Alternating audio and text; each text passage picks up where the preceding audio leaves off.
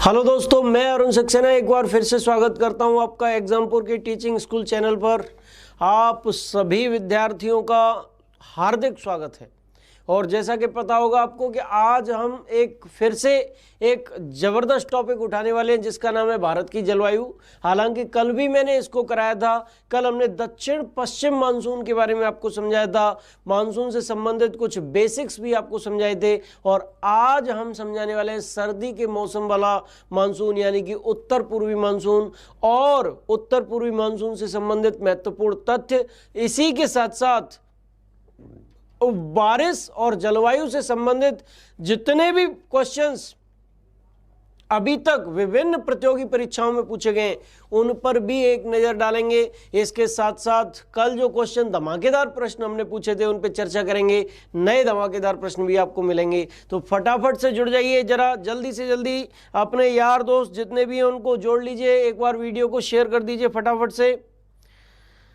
मोहम्मद मेहताब आलम जी, आरती पांडे जी, सना खान जी, शिवानी मलिक जी, गुड्डी यादव जी, रवि शर्मा जी, सभी लोगों का क्लास में स्वागत है। जितने भी लोग जुड़ चुके हैं उन सब का क्लास में स्वागत है।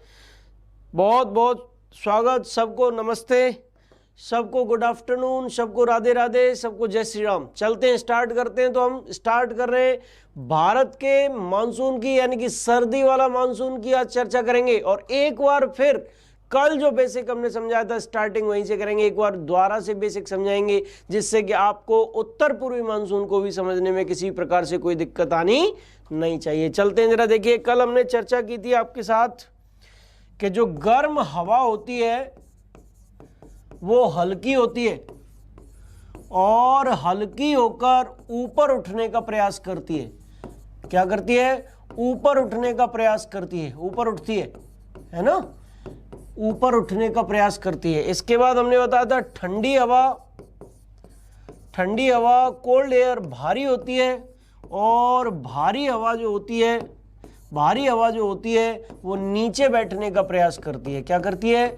नीचे बैठने का प्रयास करती है, नीचे बैठती है, यानी कि इस प्रकार से नीचे बैठेगी। इसके बाद कल हमने आपको समझाया था जो स्थलीय भाग होता है, स्थल, वो जल्दी गर्म और जल्दी ठंडा होता है, जल्दी गर्म व जल्दी ठंडा होता है, जल्दी ठंडा होता है।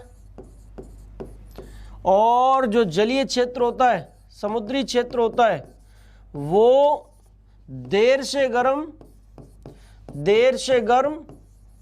व देर से ठंडा होता है, देर से ठंडा होता है। ठीक है, और ये दोनों ऐसा क्यों हो पा रहे हैं? स्थल जल्दी गर्म और जल्दी ठंडा क्यों हो रहा है और जल देर से गर्म और देर से ठंडा क्यों हो रहा है? विशिष्ट ऊष्मा के कारण, स्पेसिफिक हीट के कारण, ऊष्मा के कारण। और हमने कल आपको समझाया था विशिष्ट ऊष्मा या स्पेसिफिक हीट होती क्या है। किसी भी पदार्थ का तापमान 1 डिग्री सेल्सियस बढ़ाने के लिए आवश्यक ऊष्मा की मात्रा को विशिष्ट ऊष्मा कहते हैं। स्थल की विशिष्ट ऊष्मा कम है, यानी कि स्थल का तापमान 1 डिग्री सेल्सियस बढ़ाने के लिए कम ऊष्मा की आवश्यकता होती है जो कम समय में प्राप्त हो जाती है। इसी कारण ये जल्दी गर्म हो जाता है। और इसके साथ ही हमने कल समझाया था कि जो चीज जितनी अच्छी अवशोषक होती है ऊष्मा की, उतनी ही अच्छी उत्सर्जक भी होती है। और यही कारण है कि स्थल जल्दी जो गर्म होता है और जल्दी ही उस ऊष्मा को उत्सर्जित करके ठंडा हो जाता है। जल की विशिष्ट ऊष्मा स्पेसिफिक हीट ज्यादा होती है, यानी कि इसका तापमान बढ़ाने के लिए ज्यादा ऊष्मा की आवश्यकता होती है जो थोड़ा सा देर से मिल पाती है।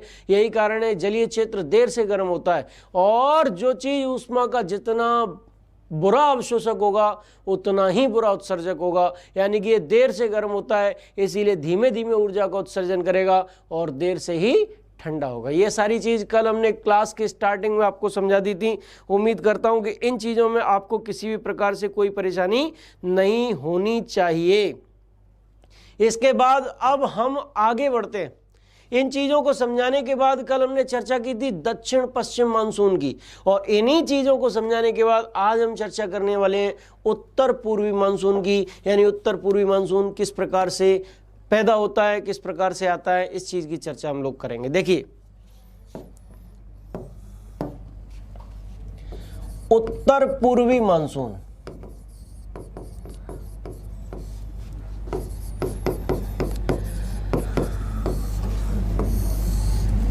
देखिए मैं एक साधारण शब्दों में आपको समझा रहा हूं, ये भारतीय स्थलखंड है, भारतीय स्थलखंड,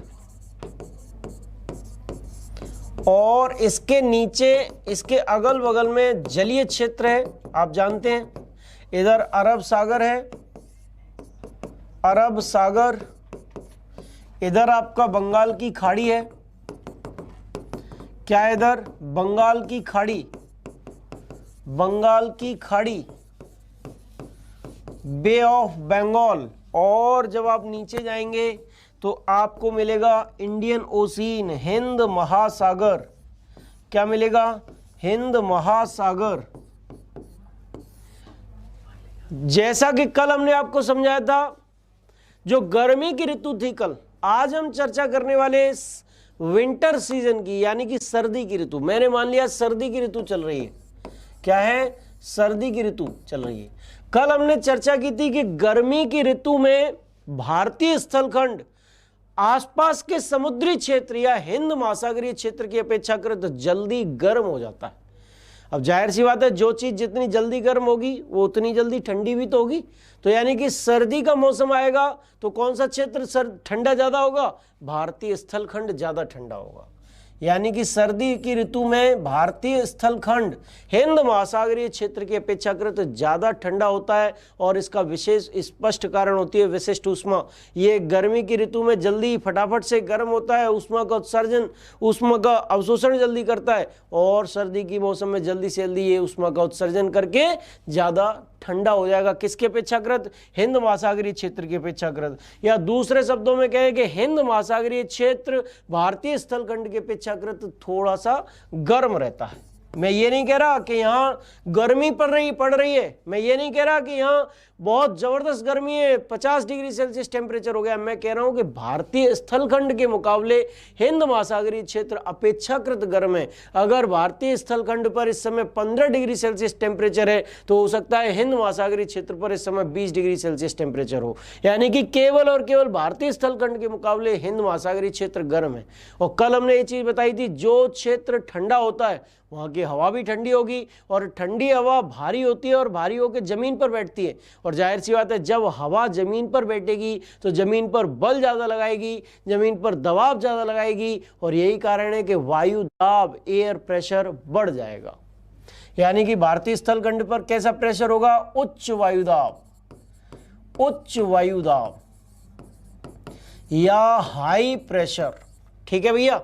इसके बाद दूसरी चीज, दूसरे हिंद महासागरीय क्षेत्र की ओर देखें तो ये अपेक्षाकृत गर्म है, और जो क्षेत्र गर्म होगा वहां की हवा भी गर्म होगी। और गर्म हवा कैसी होती है? हल्की, और हल्की होकर कहां उठती है? जमीन से ऊपर की ओर उठती है। और जब जमीन से ऊपर उठेगी तो जमीन पर हवाओं का बल, हवाओं का प्रेशर, हवाओं का दाब कम हो जाएगा, और हवाओं का दाब जब जमीन पर कम होगा तो जाहिर सी बात है वायुदाब कम हो जाएगा। यही कारण है कि यहां पर कैसा वायुदाब होता है? वायुदाब कम, निम्न वायुदाब।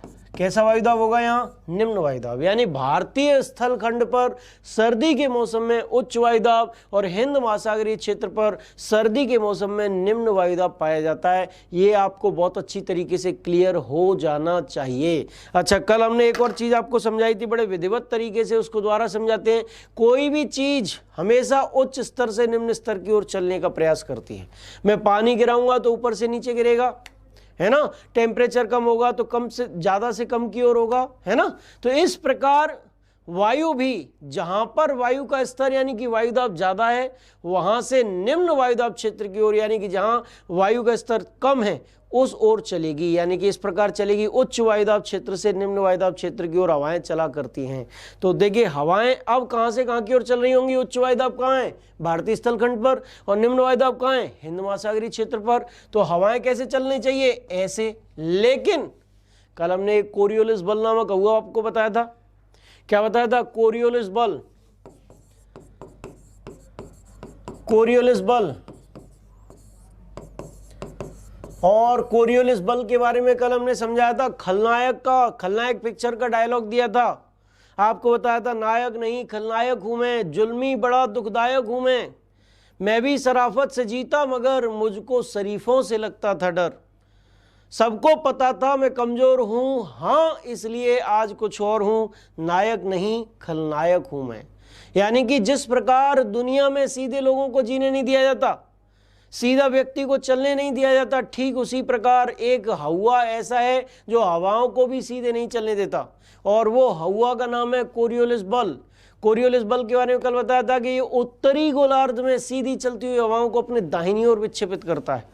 किस ओर विक्षेपित करता है? दाहिनी ओर, राइट हैंड साइड में। और भारत की स्थिति किस गोलार्ध में? उत्तरी गोलार्ध में। तो उत्तरी गोलार्ध में ये जो आ रही उच्च वायुदाब से निम्न वायुदाब की ओर हवाएं जो आ रही हैं, उनको किस दिशा में विक्षेपित होना चाहिए? दाहिनी ओर। किस दिशा में? दाहिनी ओर। तो दाहिना हाथ किधर है? इस तरफ, देखिए। और इसी के साथ कल हमने ये भी आपको बताया था, क्या बताया था कि सक्सेना जी के यहाँ पैदा हुए तो नाम के पीछे क्या जुड़ेगा? सक्सेना। शर्मा जी के यहाँ पैदा हुए तो नाम के पीछे क्या जुड़ेगा? शर्मा जी। तो इसी प्रकार से हवाएं जिस दिशा से चलना प्रारंभ करती हैं उनका नामकरण भी उसी दिशा के अनुसार होता है। और ये वाली दिशा कौन सी दिशा है जिससे हवाएं चलना प्रारंभ कर रही हैं? बताइए फटाफट से। ये दिशा है उत्तर पूर्व। और यही कारण है कि इस मानसून का नाम, इन हवाओं का नाम उत्तर पूर्वी मानसून दिया जाता है, उत्तर पूर्वी मानसून कहा जाता है। तो मैं पूरी उम्मीद करता हूं कि जिस स्तर से मैंने आपको पढ़ाया उस स्तर को देखकर मैं समझता हूं कि आपको बहुत अच्छी तरीके से ये सारी चीजें समझ में आ गई होंगी। निश्चित तौर पर आपको समझ में आ गया होगा कि उत्तर पूर्वी मानसून की उत्पत्ति किस प्रकार से होती है, बिल्कुल क्लियर हो गया होगा आपके। एक बार फिर से आप समझ लीजिए, कॉपी कर लीजिए, और अगर आपको कहीं कोई दिक्कत आ रही हो तो कमेंट करके मुझसे पूछ लीजिए। मैं आपके कमेंट पर पूरा ध्यान दे रहा हूं।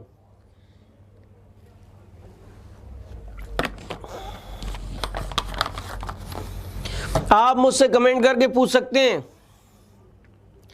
बिल्कुल, विवान सिंह जी, किरण यादव जी कह रही है क्लियर हो गया।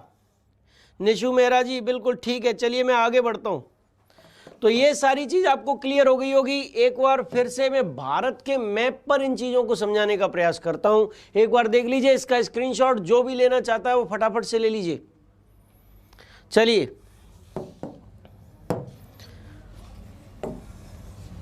देखिए ये भारत का नक्शा आपके सामने, और भारत के नक्शे में जो भारतीय स्थल खंड है वहां सर्दी की ऋतु चल रही है। देखिए सर्दी का मौसम है। भारतीय स्थल खंड पर क्या पड़ रहा है इस समय? सर्दी ज्यादा है, यानी कि ठंडा ज्यादा है। वहां पर वायुदाब कैसा होगा? उच्च वायुदाब, हाई प्रेशर। और इसके अपेक्षाकृत जो हिंद महासागरीय क्षेत्र है, नीचे जो नीला नीला दिखाई दे रहा है, वो अपेक्षाकृत कैसा है? गर्म। और गर्म होने के कारण यहाँ वायुदाब कैसा होगा? Low pressure. और हवाएं कैसे चलेंगी? उच्च वायुदाब से निम्न वायुदाब की ओर चलने लगेंगी। यानी कि जहां हवा का स्तर ऊंचा है वहां से नीचे स्तर की ओर हवाएं चलेंगी। लेकिन कोरियोलिस बल उनकी दिशाओं को दाहिनी ओर मोड़ेगा, और इस प्रकार से मानसून की उत्पत्ति हो जाएगी। और इस प्रकार से आने वाला मानसून जो है, कौन सा मानसून कहलाएगा? उत्तर पूर्वी मानसून। उत्तर पूर्वी मानसून। अच्छा, एक चीज और समझिए अच्छी तरीके से, एक चीज समझ में आनी चाहिए आपके, कि मैंने कल आपके सामने बताया था कि मैं सूर्य नारायण को जल चढ़ा रहा हूं।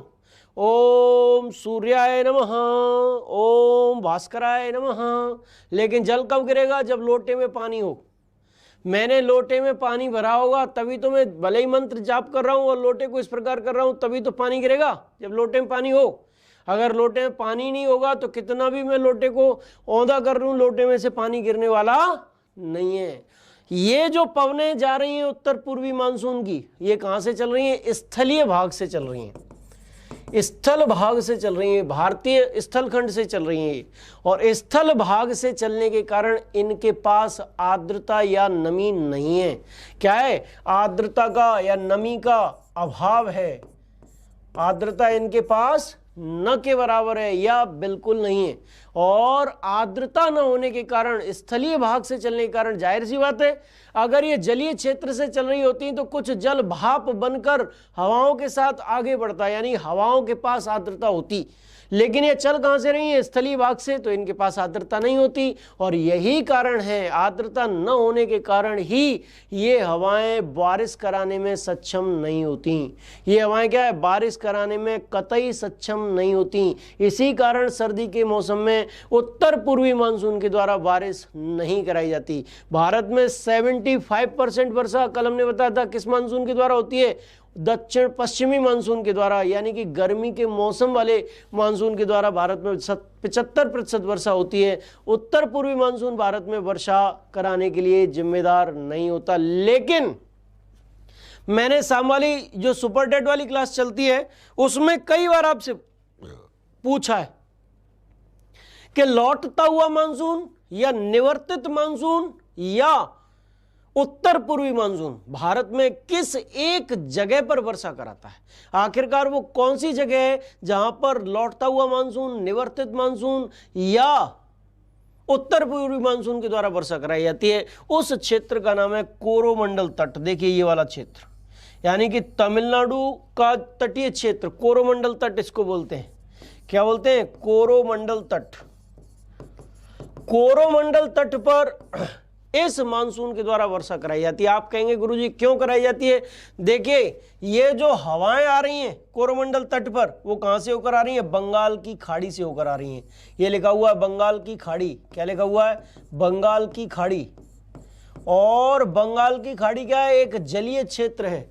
और जब ये हवाएं जलीय क्षेत्र से इधर की ओर आती हैं तो बंगाल की खाड़ी से कुछ आर्द्रता या भाप को ग्रहण कर लेती हैं और उस आर्द्रता को लेकर जैसे ही वो स्थलीय क्षेत्र में प्रवेश करती हैं, वो आर्द्रता स्थल के तटीय, तमिलनाडु के तटीय क्षेत्रों में नीचे वर्षा बनकर गिर जाती है। और यही कारण है कि कोरोमंडल तट पर उत्तर पूर्वी मानसून के द्वारा वर्षा होती है। तो इसका कारण क्या है कि उत्तर पूर्वी मानसून बंगाल की खाड़ी से होते हुए कुछ आर्द्रता अपने साथ ले लेता है, ग्रहण कर लेता है और उस आर्द्रता को तमिलनाडु के तटीय क्षेत्रों में गिराता है। और यही कारण है कि कोरोमंडल तट पर उत्तर पूर्वी मानसून के द्वारा सर्दी के मौसम में वर्षा होती है।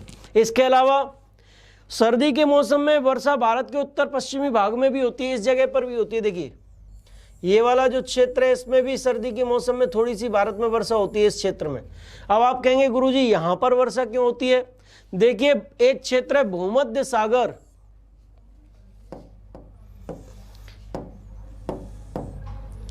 एक क्षेत्र है भूमध्य सागर। क्या? कौन सा सागर? मेडिटेरेनियन सी। भूमध्य सागर, मेडिटेरेनियन सी। और भूमध्य सागर से एक हल्का सा चक्रवात उठता है जिसको बोलते हैं वेस्टर्न डिस्टरबेंस या पश्चिमी विक्षोभ। जिसको क्या बोलते हैं? वेस्टर्न डिस्टरबेंस या पश्चिमी विक्षोभ उसको बोलते हैं। और यहाँ से जो चक्रवात पैदा हो रहा है वो चक्रवात धीरे धीरे धीरे धीरे धीरे धीरे धीरे धीरे आगे बढ़ता है और भारत के उत्तर पश्चिमी क्षेत्र में, कहां पर? इस क्षेत्र में हल्की फुल्की वर्षा सर्दी के मौसम में कराता है। कैसी वर्षा कराता है? हल्की फुल्की वर्षा। किस क्षेत्र में? भारत के उत्तर पश्चिमी क्षेत्र में। कौन से क्षेत्र में? उत्तर पश्चिमी क्षेत्र में वर्षा कराता है। और कौन कौन करा रहा है? पश्चिमी विक्षोभ। पश्चिमी विक्षोभ। और पश्चिमी विक्षोभ किस मौसम में वर्षा कराता है? सर्दी के मौसम में। कौन से मौसम में? सर्दी के मौसम में। ये पैदा कहां से होता है? भूमध्य सागर से पैदा होता है। और भारत के कौन से क्षेत्र में वर्षा कराने के लिए जिम्मेदार है? उत्तर पश्चिमी भाग में वर्षा कराने के लिए जिम्मेदार है। कहां पर वर्षा कराने के लिए जिम्मेदार है? भारत के उत्तर पश्चिमी भाग में वर्षा कराने के लिए जिम्मेदार है। तो आपने देख लिया सर्दी के मौसम में दो क्षेत्रों में वर्षा होती है और दोनों क्षेत्रों में वर्षा का मुख्य कारण क्या क्या है ये चीज आपको पता चल गई। उत्तर पश्चिमी भाग में वर्षा हो रही है पश्चिमी विक्षोभ, वेस्टर्न डिस्टरबेंस के द्वारा जो भूमध्य सागर में से पैदा होता है और धीरे धीरे धीरे धीरे धीरे धीरे भारत की ओर अग्रसर होता है और भारत के उत्तर पश्चिमी भाग में थोड़ी बहुत वर्षा कराता है। इसके अलावा सर्दी के मौसम में एक ही क्षेत्र में वर्षा होती है और वो क्षेत्र का नाम है कोरोमंडल तट या तमिलनाडु का तटीय क्षेत्र, जहां पर बंगाल की खाड़ी से आर्द्रता ग्रहण करते हुए उत्तर पूर्वी मानसून की हवाएं, पवनें हल्की फुल्की वर्षा करा देती हैं। मैं उम्मीद करता हूं ये सारी की सारी चीजें आपको बहुत अच्छी तरीके से समझ में आ गई होंगी। इससे ज्यादा बेसिक इस चैप्टर में नहीं है। इससे ज़्यादा ज़बरदस्त तरीके से इस चैप्टर को पढ़ाया भी नहीं जा सकता। अगर किसी ने मेरी कल की और आज की दोनों क्लास ली होंगी तो ये जितना भी आप लोगों को डर लगता था इस चैप्टर से, भारत की जलवायु से, मानसून से, वो निश्चित तौर पर डर आपके अंदर से निकल गया होगा। जितने भी क्वेश्चन विभिन्न प्रतियोगी परीक्षाओं में पूछे जा सकते हैं इस मानसून से, उन प्रश्नों को संकलित करने का यथासंभव ईमानदारी से मैंने प्रयास किया। इसको आप देख भी पा रहे होंगे। बिल्कुल एसएससी एग्जाम, सिविल लेवल के एग्जाम या यूपी टेट की परीक्षा, इसमें जो भी क्वेश्चन बन सकते हैं, सुपर टेट के एग्जाम में जो क्वेश्चन बन सकते हैं, उनको मैंने समाकलित करने का पूर्ण ईमानदारी से प्रयास किया। एक बार दोबारा से उन सभी क्वेश्चंस पे चर्चा करते हैं जो मानसून से या भारत की जलवायु से बन सकते हैं या अब तक एसएससी, सिविल इत्यादि परीक्षाओं में बन चुके हैं। चलिए देखिए, मानसून या भारत की जलवायु कह लीजिए। तो भारत की जलवायु से बनने वाला पहला क्वेश्चन क्या है भैया, ये बताइए आप। कि भारत की जलवायु से बनने वाला विभिन्न एग्जाम्स में पहला क्वेश्चन है कि भारत की जलवायु आखिरकार कैसी है, किस प्रकार की है। तो आप आंसर लगाएंगे मानसूनी। क्या आंसर लगाएंगे? मानसूनी। और आपको कल हमने बताया था मानसून शब्द कहां से लिया गया? मानसून शब्द कहां से लिया गया? अरबी भाषा से। कहां से? अरबी भाषा से। और अरबी में मानसून का मतलब क्या होता है? मौसम। क्या? मौसम। यानी कि मानसूनी पवनें कैसी पवनें हैं? मौसमी पवनें हैं। क्या है? कैसी पवनें हैं? मौसमी पवनें। और मौसमी पवनों का मतलब क्या है? जो मौसम बदलने पर अपनी दिशा बदल देती हैं।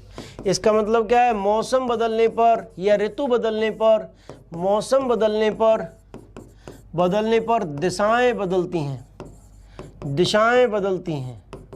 यानी कि जो हवाएं मौसम बदलने पर अपनी दिशाएं बदल दें, वो हवाएं मौसमी हवाएं कहलाती हैं। और मौसमी हवाओं का ही एक उदाहरण मानसूनी हवाएं हैं। और भारत की जलवायु कैसी है? मानसूनी जलवायु। आपने देखा कि गर्मी के मौसम में हवाएं, ये वाली हवाएं कैसे चल रही थी? दक्षिण पश्चिम इस प्रकार से यूँ चल रही थी, ऐसे। और जब सर्दी का मौसम हुआ तो इन्होंने अपनी दिशा बदली और उत्तर पूर्व से दक्षिण पश्चिम की ओर चलने लगी। यानी कि इन्होंने अपनी दिशा बदल ली। गर्मी में दक्षिण पश्चिम से उत्तर पूर्व की ओर और सर्दी में उत्तर पूर्व से दक्षिण पश्चिम की ओर ये हवाएं चल रही थीं। देखा था आपने। इसके बाद दूसरा महत्वपूर्ण तथ्य क्या हो सकता है? देखिए, दूसरा महत्वपूर्ण क्वेश्चन या तथ्य क्या हो सकता है कि भारत की औसत वार्षिक वर्षा कितनी है? औसत वार्षिक वर्षा। भारत की औसत वार्षिक वर्षा है, कल हमने बताया था, कहीं किसी किताब में 118 सेंटीमीटर, किसी किताब में 125 सेंटीमीटर आपको दे रखा है, लेकिन मैंने औसतन रूप से 120 सेंटीमीटर बताई थी। तो मैं यहाँ 120 से 125 सेंटीमीटर लिख देता हूँ। क्या? 120 से 125 सेंटीमीटर लिख देता हूँ। इस 120 से 125 सेंटीमीटर में सबसे ज़्यादा वर्षा, क्या सबसे ज़्यादा वर्षा किस मानसून के द्वारा होती है? गर्मी के वाले मानसून के द्वारा। आप सबसे पहले देखिए, बहुत कम आंकड़ा जा रहा है, बहुत कम बच्चे जुड़े हुए हैं। मुझे पढ़ाने में आनंद नहीं आ रहा है। यकीन मानिए, जितनी मेहनत मैं कर रहा हूं उतने बच्चे आप जोड़ नहीं पा रहे। इस प्रकार से अगर बच्चों की संख्या कम रही तो मुझे पढ़ाने में कतई इंटरेस्ट नहीं आएगा। मैं जिस प्रकार मेहनत कर रहा हूं, थोड़ी सी मेहनत करिए, शेयर करिए वीडियो को, ज़्यादा से ज़्यादा लोगों को जोड़िए, जिससे मेरी मेहनत का लाभ ज़्यादा से ज़्यादा लोगों तक पहुँच सके। तो आप 1 मिनट का समय लीजिए, फटाफट से जोड़िए, शेयर करिए वीडियो को। चलिए, तो भारत में सर्वाधिक वर्षा किस मानसून के द्वारा होती है? सर्वाधिक वर्षा दक्षिण पश्चिम मानसून के द्वारा। किसके द्वारा? दक्षिण पश्चिम मानसून के द्वारा। और कितनी परसेंट वर्षा होती है इसके द्वारा? 75%। यानी कि भारत में होने वाली कुल वर्षा का 75% दक्षिण पश्चिम मानसून के द्वारा प्राप्त होता है। किसके द्वारा? दक्षिण पश्चिम मानसून के द्वारा प्राप्त होता है। अच्छा, मानसून सबसे पहले कहां प्रवेश करता है? मानसून का प्रवेश सबसे पहले होता है केरल में। कहां पर होता है? केरल में। और कब होता है? ये होता है जून के प्रथम सप्ताह में। जून के प्रथम सप्ताह में मानसून का प्रवेश केरल में होता है। इसके बाद भारत में सर्वाधिक वर्षा वाला स्थान कौन सा है, ये बताइए आप, कल नहीं बताया था मैंने। भारत में सर्वाधिक वर्षा होती है मासिन राम में। कहां पर? मासिन राम। और मासिन राम कहां है भैया? मेघालय में। कहां पर? मेघालय में है मासिन राम। और इसमें कितनी वर्षा होती है? लगभग 1221 सेंटीमीटर। कितनी वर्षा होती है? लगभग 1221 सेंटीमीटर, जो शायद संभवतः विश्व में भी सर्वाधिक वर्षा वाला स्थान है। क्या संभवतः विश्व में भी सर्वाधिक वर्षा वाला स्थान कौन सा है? मासिन राम, जहां लगभग 1221 सेंटीमीटर वर्षा सालाना होती है। क्या? लगभग। भारत की औसत वर्षा 120 से 125 सेंटीमीटर के बीच, और मासिन राम में जो औसत वार्षिक वर्षा हो रही है वो 1221 सेंटीमीटर के आसपास हो रही है। इस आंकड़े से आप समझ गए होंगे कि कितनी जबरदस्त वर्षा इस जगह पर होती है। और कल इस मासिन राम या मेघालय में एक सुपरटेट परीक्षा के अंतर्गत हमने एक सुपरटेट का जो मॉक टेस्ट चलता है उसके अंतर्गत हमने क्वेश्चन पूछा था, नोह कलियाई नामक जो झरना है, जो जलप्रपात है, वो कहाँ है? मेघालय राज्य में है। ध्यान रखना, कौन सा जलप्रपात? नोह कलियाई। ये पिछली सिविल परीक्षा में पूछा गया है। किसमें? सिविल परीक्षा में पूछा गया। भारत का सबसे ऊंचा झरना या जलप्रपात कौन सा है? तो उसका आंसर था नोह कलियाई। ये मेघालय में पाया जाता है। जब जबरदस्त वर्षा चेरापूंजी में होती है, चेरापूंजी में पाया जाता है, ध्यान रखना, ये चेरापूंजी, मेघालय की चेरापूंजी क्षेत्र में जबरदस्त वर्षा होती है। उस वर्षा का पानी उच्च क्षेत्रों में इकट्ठा हो जाता है, और जब वो उच्च क्षेत्रों से वर्षा का पानी नीचे गिरता है तो नोह कलियाई नामक झरने का निर्माण होता है, जिसकी ऊंचाई 340 मीटर है। कितनी? 340 मीटर। और ये भारत के सबसे ऊंचे जलप्रपातों में से एक है। क्या? भारत के सबसे ऊंचे जलप्रपातों में से एक है। चलिए उतारिए इसको, फटाफट से स्क्रीनशॉट लीजिए। मैं आगे बढ़ रहा हूं और आगे बढ़ते हुए फटाफट से आपको समझाता हूं कुछ अन्य बेहतरीन तथ्य जो इस सेक्शन से सुपरटेट परीक्षा में पूछे जा सकते हैं।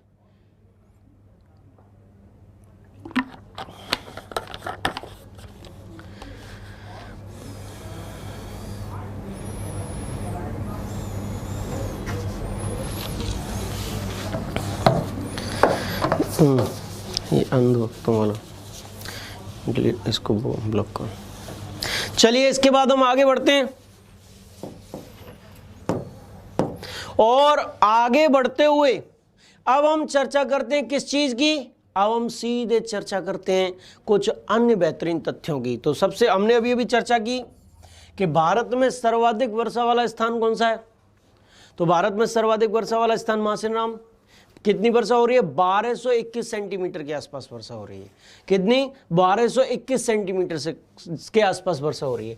अब हम बात करते हैं भारत का शुष्कतम स्थान कौन सा है? भारत का शुष्कतम स्थान कौन सा है? यानी कि भारत में सबसे कम वर्षा कहां होती है? तो वो होती है लेह लद्दाख में। कहां होती है? लेह लद्दाख में भारत में सबसे कम वर्षा होती है। भारत में सबसे शुष्कतम स्थान, भारत में सबसे सूखा स्थान लेह लद्दाख है ना, लेह लद्दाख। इसके बाद हमने अभी चर्चा की उत्तर पूर्वी मानसून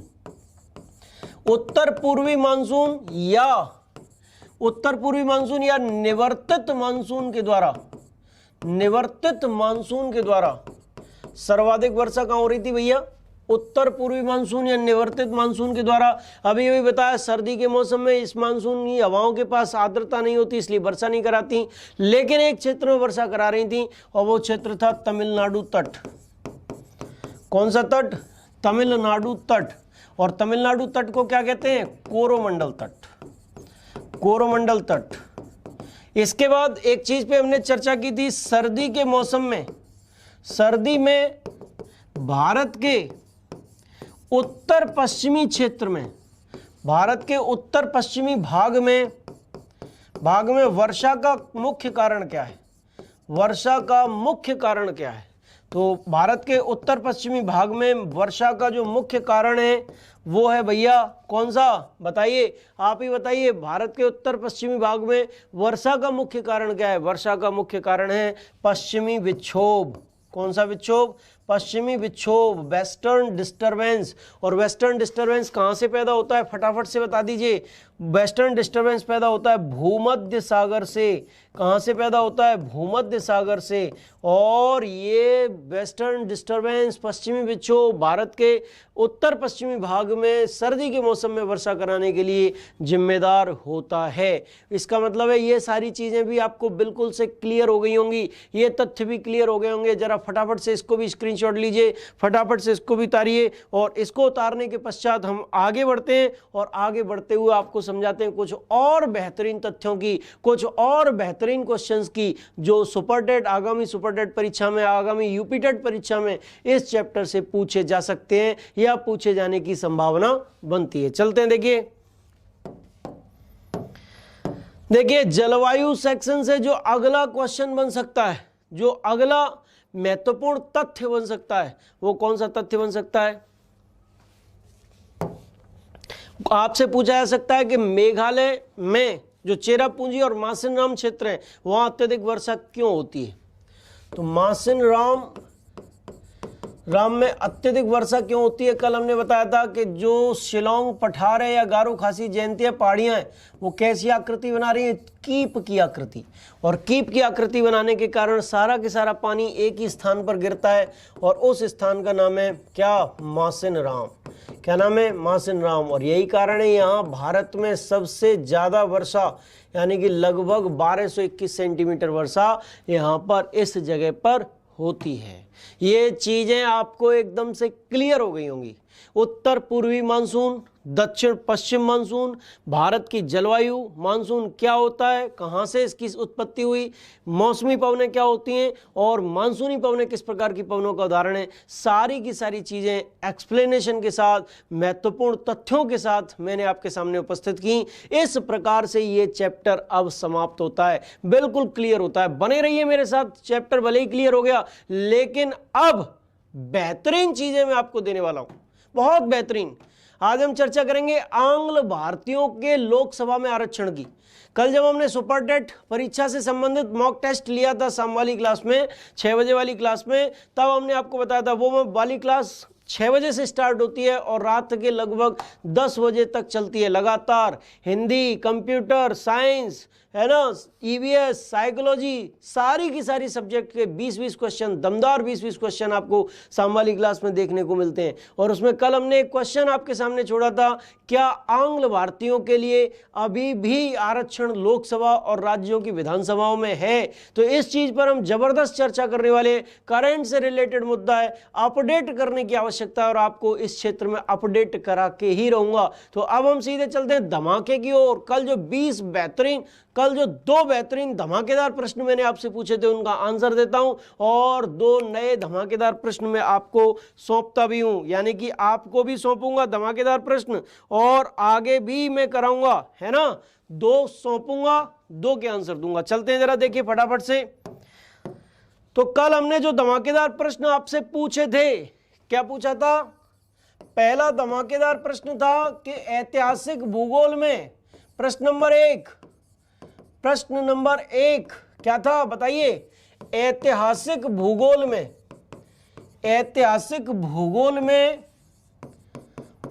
में रत्नाकर नाम, कौन सा नाम, रत्नाकर नाम किसे दिया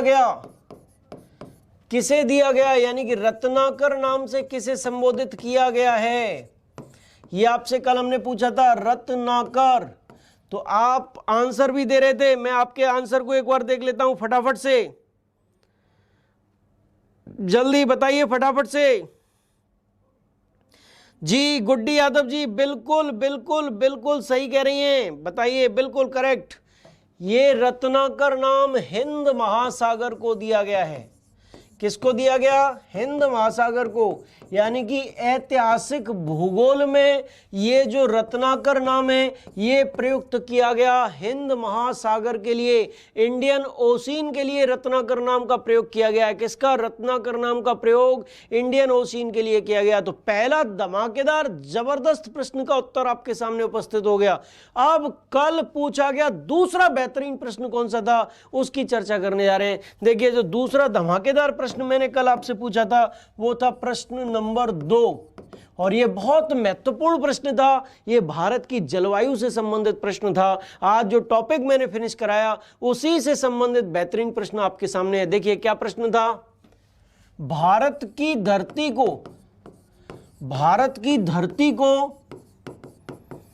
को प्यासी धरती क्यों कहा जाता है?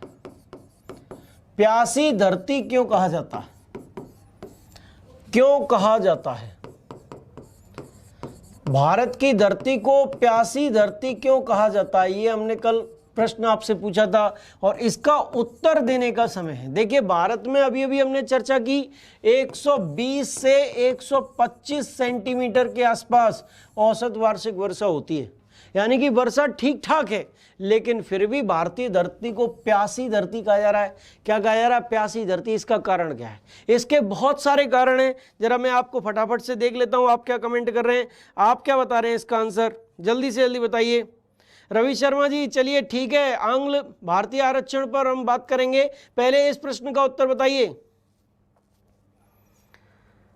बिल्कुल बिल्कुल गुड्डी यादव जी बिल्कुल सही बता रही हैं आप। गुड्डी यादव जी आज तैयारी करके आई हैं पूरी। इस प्रश्न का सही उत्तर है, देखिए पहला चीज, इसके 3 फैक्टर है। प्यासी धरती इसलिए कहा जाता है, प्यासी धरती इसलिए कहा जाता है, इसके 3 फैक्टर्स हैं। पहली चीज, भारत में जो वर्षा होती है वो 4 महीनों तक ही होती है, जून से सितंबर तक। जून, जुलाई, अगस्त, सितंबर, यानी 12 में से 4 महीने वर्षा होती है और 8 महीने शुष्क मौसम रहता है। इस कारण यानी कि कुछ महीनों में ही बारिश का होना, कुछ महीनों में ही बारिश का होना, यानी कि जून से सितंबर तक, जून से सितंबर तक ही बारिश होती है। ठीक। दूसरा इसका महत्वपूर्ण रीजन क्या है, जो भी बारिश जून से सितंबर तक होती है, जो जबरदस्त बारिश होती है, वो या तो बह जाती है या शीघ्र ही भाप बनकर पानी उड़ जाता है। यानी कि पानी का शीघ्र ही बह जाना या भाप बनकर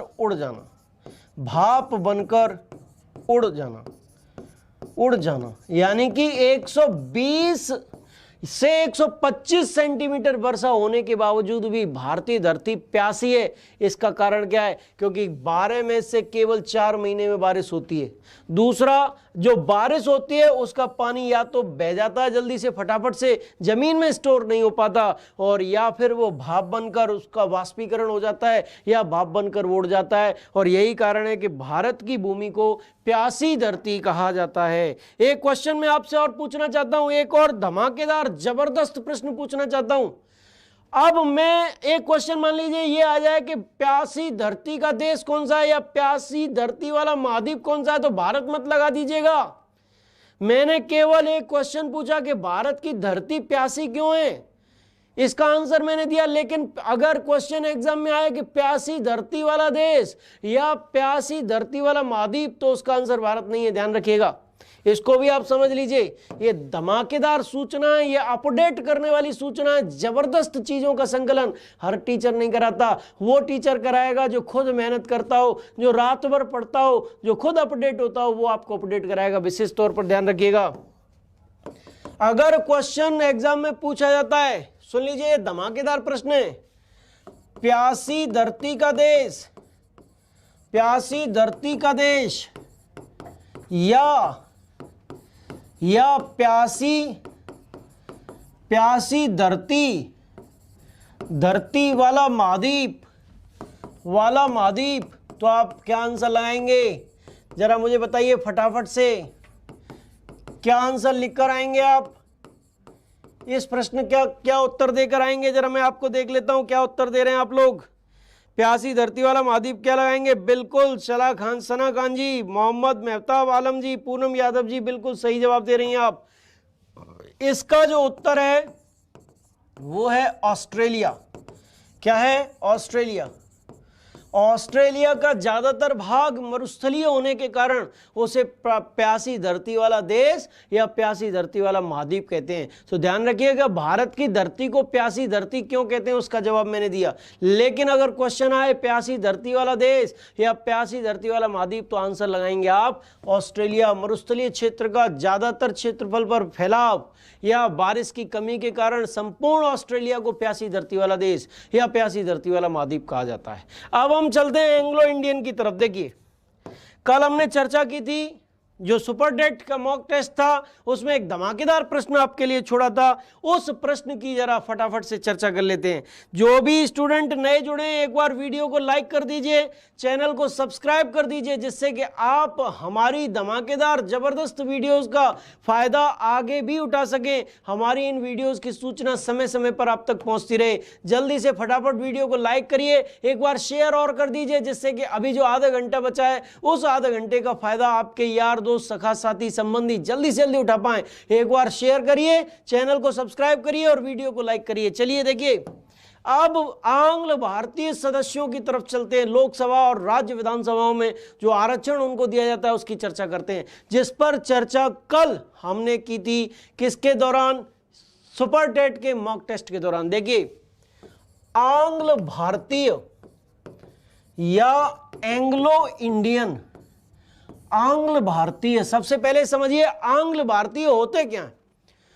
देखिए, ऐसे बच्चे या ऐसे नागरिक जिनके पिता का उद्भव यूरोप से हो, यानी कि पिता यूरोप से संबंधित हो और माता भारतीय हो, यानी कि माता या पिता में से एक यूरोप से संबंधित और एक भारत से संबंधित, तब जाकर वो संतान आंग्ल भारतीय संतान कहलाती है। क्या कहलाती है? आंग्ल भारतीय संतान कहलाती है। जब भारत स्वतंत्र हुआ था तो भारत में आंग्ल भारतीय समुदाय के लोगों की संख्या बहुत थी। सारे लोग पढ़े लिखे थे, लेकिन वो देश में इधर उधर फैले हुए थे, एक साथ समूहित नहीं थे।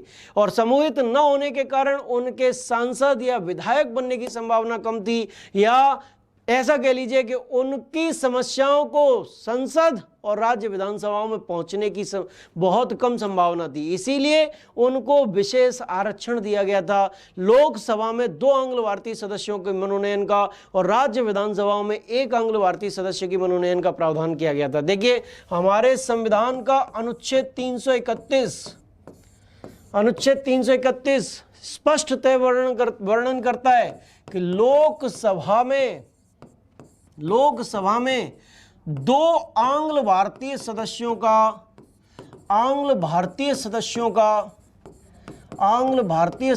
का मनोनयन होगा। और किसके द्वारा मनोनयन होगा? किसके द्वारा मनोनीत होंगे? राष्ट्रपति महोदय के द्वारा। किसके द्वारा? राष्ट्रपति महोदय के द्वारा। इसके बाद हमारे संविधान का आर्टिकल 333 कहता है, कौन सा? हमारे संविधान का अनुच्छेद 333 कहता है कि राज्य विधानसभाओं में, क्या?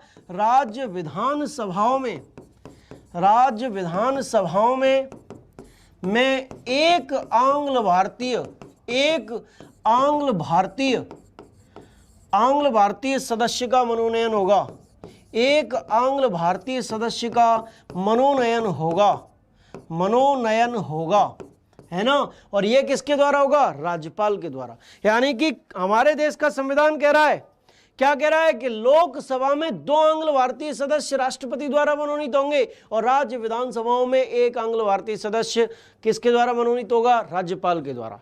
लेकिन इसके साथ ही आप जानते हैं कि जब आरक्षण लागू किया गया था तो कितनी साल के लिए लागू किया गया था? आरक्षण था 10 साल के लिए। आरक्षण चाहे SC का हो, चाहे ST का हो और चाहे आंग्ल भारतीयों का हो, ये आरक्षण 10 वर्ष के लिए लागू किया गया था। कितने वर्ष के लिए? 10 वर्ष के लिए। और 10 वर्ष के पश्चात भारत सरकार या संसद ने समय समय पर संशोधन करके, संविधान संशोधन करके इसे बढ़ाती रही। और ये आरक्षण जनवरी 2020 में समाप्त होने वाला था। क्या जनवरी 2020 में समाप्त होने वाला था, लेकिन जनवरी 2020 में इसके समाप्त होने से पहले भारत की संसद ने 126वां संविधान संशोधन विधेयक 2019 दिसंबर 2019 में पारित कर दिया। इसके समाप्त होने से पहले कौन सा संशोधन अधिनियम पास किया बताइए? 126वां संविधान संशोधन अधिनियम। संविधान संशोधन अधिनियम, संविधान संशोधन अधिनियम कब पास किया? 2019 कब पारित हुआ? ये दिसंबर 2019 में। और इसके द्वारा एससी और एसटी का आरक्षण फिर से 10 वर्ष बढ़ा दिया गया, 10 वर्ष बढ़ा दिया गया। लेकिन इस संविधान संशोधन में आंग्ल भारतीयों की कोई चर्चा नहीं है। किसकी चर्चा नहीं है? आंग्ल भारतीयों की चर्चा नहीं है।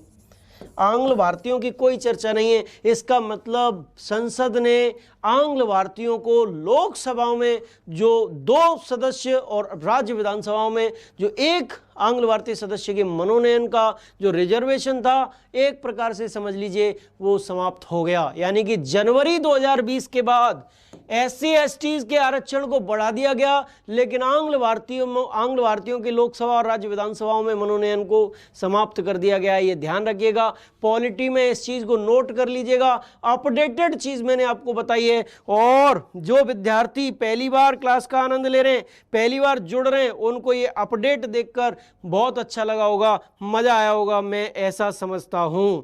मुझे पूरी उम्मीद है कि आपको बहुत जबरदस्त तरीके से समझ में आया होगा। अब मैं आज फिर से धमाकेदार प्रश्न आपको सौंपने वाला हूं, जिसकी तैयारी आप आज करके आइएगा और इनके जवाब कल वाली क्लास में मैं आपको दूंगा। कल वाली क्लास में बताऊंगा आपको, धमाकेदार प्रश्न आपको सौंपने वाला हूं। देखिए जरा कौन कौन से धमाकेदार प्रश्न मैं सौंपने वाला हूं आपको। देखिए पहला धमाकेदार प्रश्न जो आज के लिए है, जो चर्चा आप छांट कर लाएंगे, कल तैयार करके लाएंगे, वो है भारत में सूखे की सर्वाधिक समस्या किस क्षेत्र में है? यानी कि भारत का कौन सा भाग अति सूखा प्रभावित इलाका है? अति सूखा प्रभावित इलाका। ये भी जलवायु से संबंधित क्वेश्चन मैंने आपको सौंपा है। कौन सा क्वेश्चन सौंपा? जलवायु से संबंधित। आज जलवायु कराइए तो जलवायु से संबंधित धमाकेदार प्रश्न आप नोट कर लीजिए। भारत में सूखे यानी कि बारिश की कमी से कौन सा इलाका सबसे ज्यादा प्रभावित है? इसके बाद क्वेश्चन नंबर 2, क्वेश्चन नंबर 1 ये है। क्वेश्चन नंबर 2 भी मैं आपको दे रहा हूं। अभी मैंने बताया कि निवर्तित मानसून या लौटता हुआ मानसून या कह लीजिए उत्तर पूर्वी मानसून कोरोमंडल तट पर वर्षा कराता है, तमिलनाडु के तट पर वर्षा कराता है। लेकिन मैंने अभी ये नहीं बताया कि तमिलनाडु के तट पर, कोरोमंडल तट पर बारिश का जो सामान्य मौसम है वो कौन सा है। देखिए तमिलनाडु के तटीय क्षेत्र में या तमिलनाडु में बारिश का सामान्य, बारिश के कह लीजिए कि सामान्य महीने कौन से हैं? एकदम जलवायु को मैंने सिविल लेवल तक पहुंचा दिया, बिल्कुल 0 से उठाकर आईएएस लेवल तक पहुंचा दिया। इनसे जबरदस्त प्रश्न आपको कहीं नहीं मिलेंगे। किसी भी चैनल पर, किसी भी यूट्यूब चैनल पर आप देख लीजिएगा, जो जलवायु टॉपिक पढ़ा रहे हो यूपी टेट के लिए, उसमें देख लीजिएगा अन्य वीडियोस में लेवल और मेरे वीडियोस का लेवल देख लीजिएगा। इन दोनों प्रश्नों पर चर्चा होने के बाद आपका जलवायु टॉपिक बिल्कुल फिनिश हो जाएगा। 0 से लेकर हीरो लेवल तक, 0 से लेकर यूपीएससी लेवल तक बिल्कुल कंप्लीट हो जाएगा। उम्मीद करता हूं बहुत जबरदस्त टॉपिक आपको ये लगा होगा। अब समय हो गया ट्रिक का, और ट्रिक के बाद पर्यावरण की टेबल हम देंगे। जरा क्वेश्चंस को उतार लीजिए फटाफट और हम बढ़ते हैं सीधे ट्रिक की ओर।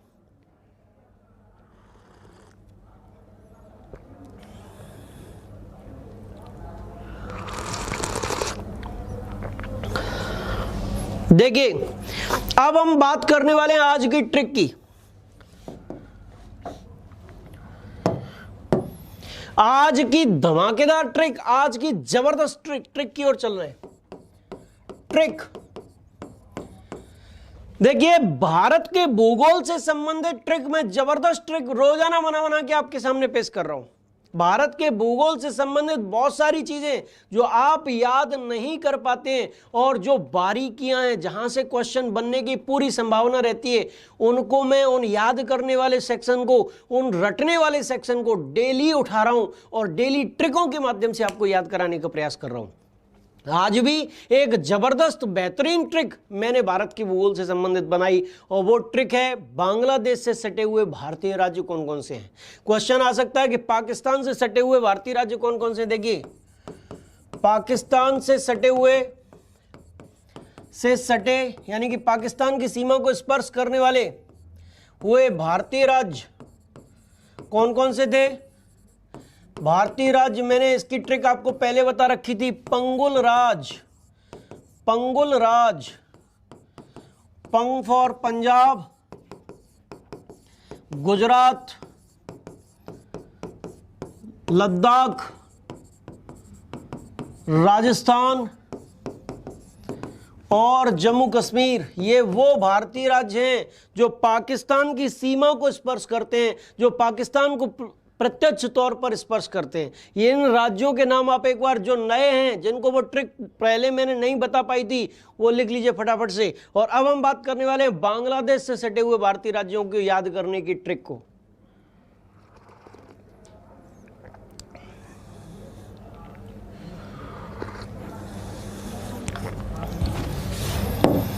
देखिए जल्दी से स्क्रीनशॉट लीजिए और चर्चा करने वाले हैं बांग्लादेश से सटे हुए भारतीय राज्यों को, बांग्लादेश से सटे हुए भारतीय राज्यों की ट्रिक को याद करने वाले हैं। जरा देखिए बांग्लादेश से सटे हुए भारतीय राज्य कौन कौन से भैया। बांग्लादेश से सटे हुए भारतीय राज्य हैं, आपके सामने आ रहे हैं। देखिए बंगाल और आसाम के मेघों ने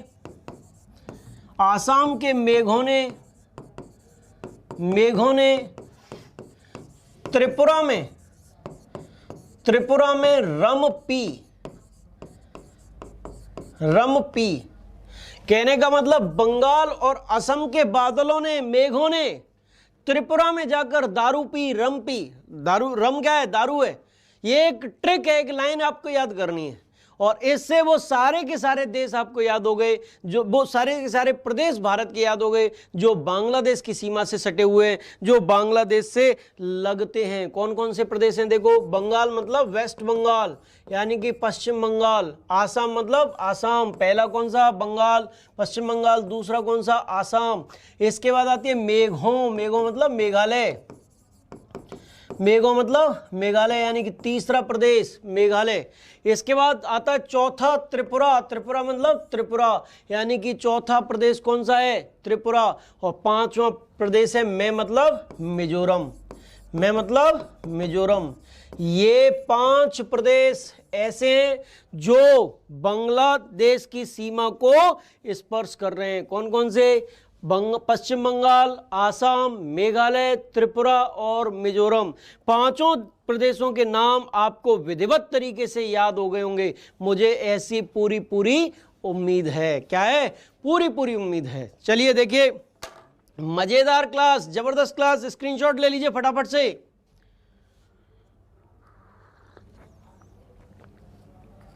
देखिए आपको सफल बनाने की मेरी कोशिशें लगातार जारी हैं।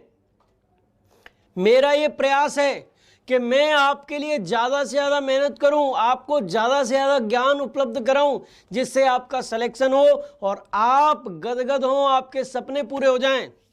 ये मेरा प्रयास है और मेरा ये भी मानना है कि आप मेरे साथ बेहतरीन तरीके से तैयारी कर रहे होंगे, आप भी ज़बरदस्त मेहनत में मेरे साथ लगे हुए होंगे।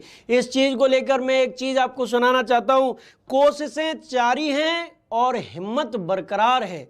कोशिशें जारी हैं और हिम्मत बरकरार है और सिर पे मेरे इस दुनिया पर छाने का फितूर है, सिर पर मेरे इस दुनिया पर छाने का फितूर है। मुझे किस्मत पर भरोसा नहीं, अपनी मेहनत पर भरोसा है। मुझे किस्मत पर भरोसा नहीं, अपनी मेहनत पर भरोसा है। एक दिन ये हालात बदलने जरूर है, ये हालात बदलने जरूर है। यानी कि मेरे ऊपर दुनिया पर छाने का फितूर है और ये हालात मुझे बदलने जरूर है। आपको बहुत अच्छा लगा होगा, मुझे लग रहा है। मैं इंस्पायर भी करने का प्रयास प्रतिदिन लगातार आपको कर रहा हूं, जिससे आप इंस्पायर हो, ज़्यादा से ज़्यादा तैयारी करें। वक्त को बदलिए, लकीरों से मत डरिए, लकीरों को बदलना सीखिए। अरे हम वो आशिक हैं जो कमल को भी गुलाब में बदल देते हैं। ध्यान रखिए, मेहनत के आशिक, सफलता के आशिक, मंजिल के आशिक कमल को भी किस में बदलते हैं? गुलाब में बदलते हैं। तो जबरदस्त तरीके से लगे रहिए।